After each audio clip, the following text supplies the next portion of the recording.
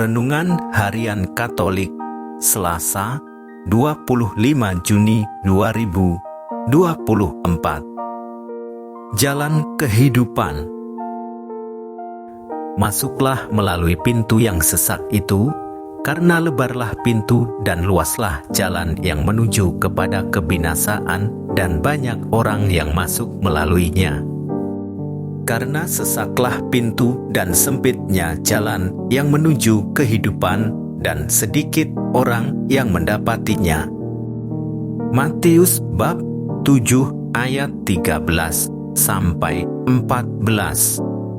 Saudara-saudara, jalan yang lebar dan jalan yang sempit, itulah dua hal yang kerap kita alami dalam kehidupan sehari-hari. Jika bicara soal jalan yang lebar, kita tentu teringat akan jalan-jalan di kota-kota besar yang dibangun dengan berbagai macam gaya. Sementara bila berbicara mengenai jalan yang sempit, kita teringat akan jalan-jalan di desa, kampung, atau gang-gang kecil di kota-kota. Rupanya, soal jalan lebar dan jalan sempit ini juga menarik perhatian Yesus. Yesus menghubungkan soal jalan itu dengan kehidupan. Menarik ketika Dia mengaitkan lagi jalan itu dengan pintu. Pintu yang sesak dan jalan yang sempit membuat hanya sedikit orang saja yang melaluinya. Sedangkan pintu yang lebar dan jalan yang luas membuat banyak orang melaluinya. Yang pertama membawa orang pada hidup, sementara yang kedua membawa orang pada kebinasaan. Bagaimana hal itu dapat terjadi? Rupanya jawaban akan hal itu sangat tergantung pada apa yang kita perbuat. Segala sesuatu yang kamu kehendaki supaya orang perbuat kepadamu, perbuatlah demikian terhadap mereka. Itulah inti seluruh hukum Taurat dan kitab para nabi. Sekilas hal ini dapat dipahami. Aku memberi karena kamu memberi, aku berbuat begini karena kamu berbuat demikian. Dengan kata lain, prinsip tersebut mengajarkan bahwa kita perlu memberi setimpal dengan apa yang kita terima, seperti dalam hubungan transaksi jual-beli. Akan tetapi, mari kita baca dengan lebih cermat. Kalimat Yesus tersebut tidak berbicara tentang menerima sesuatu, melainkan prinsip dasar untuk memperlakukan orang lain dengan baik. Sebagaimana kita juga mengharapkan diperlakukan baik oleh orang lain. Ia tidak menjamin bahwa kebaikan kita akan dibalas dengan kebaikan.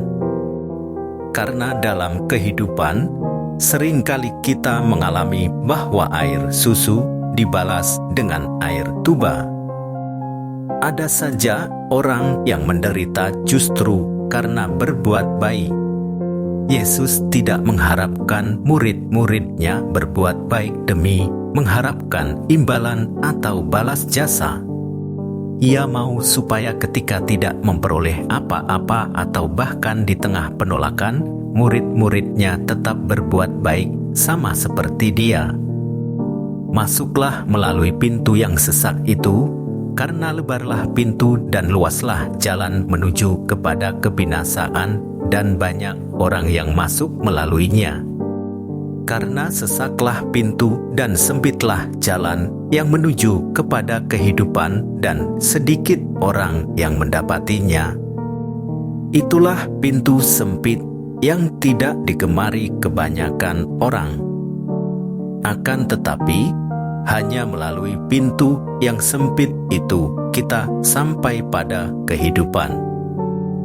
Ada dua pintu disediakan bagi manusia. Pintu yang satu sempit dan satunya lagi lebar bahkan jalannya lurus. Yesus menunjukkan bahwa banyak orang lebih suka memilih pintu dan jalan yang lebar itu. Dan Yesus justru memerintahkan kita untuk memilih pintu yang sesak itu. Masuklah melalui yang sesak, karena lebarlah pintu dan luaslah jalan menuju kepada kebinasaan. Yesus mengharapkan agar murid-muridnya tidak salah memilih jalan. Kendati sempit dan susah, diharapkan kita terus berjuang, berdesakan, memasuki jalan kehidupan melalui pintu yang sempit.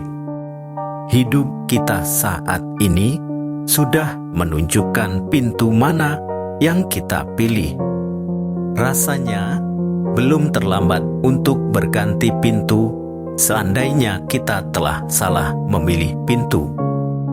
Selagi pintu yang mengantar kita pada kehidupan masih terbuka, mari kita berjuang bersama, ikut berdesakan, menjalani hidup melalui pintu kebenaran yang sempit, namun mengantar kita pada jalan keselamatan.